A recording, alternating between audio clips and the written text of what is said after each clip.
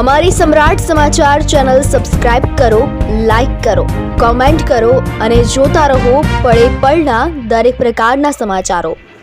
તળાજા શહેરમાં સરકારી આયુર્વેદિક હોસ્પિટલ દ્વારા વાવ ચોક નજીક ખરગ જ્ઞાતિની વાડી ખાતે વિનામૂલ્યે સર્વે રોગ નિદાન તેમજ સારવાર માટેનું કેમ્પનું આયોજન કરવામાં આવ્યું। ભાવનગર જિલ્લાના તળાજા શહેરમાં આવેલ સરકારી આયુર્વેદિક હોસ્પિટલ દ્વારા અવારનવાર વિવિધ પ્રકારના કેમ્પનું આયોજન કરવામાં આવતું હોય છે। જાહેર જનતાને ફાયદો થાય અને સૌ કોઈ લોકોનું આરોગ્ય જળવાઈ રહે તેવા હેતુ સાથે આયોજન કરવામાં આવતું હોય છે।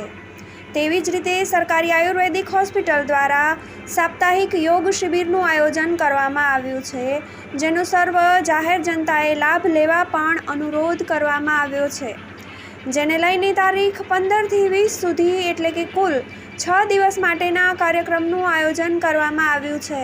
તેનો લાભ લેવા લોકોને અપીલ કરવામાં આવી છે। તેવી જ રીતે આજે પણ તળાજા શહેરમાં વાવ ચોક નજીક આવેલ ખરગ જ્ઞાતિની વાડી ખાતે કેમ્પનું આયોજન કરવામાં આવ્યું હતું, જેમાં મોટી સંખ્યામાં લોકોએ લાભ લીધો હતો।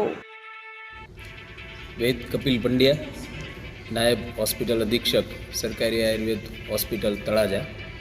આજ રોજ તળાજા ગામના મધ્યે ખરગ જ્ઞાતિની વાડી વાવ ચોક ખાતે નિદાન કેમ્પનું આયોજન કરવામાં આવ્યું છે। બહોળી સંખ્યામાં બહોળા પ્રમાણમાં દર્દીઓ લાભ લઈ રહ્યા છે।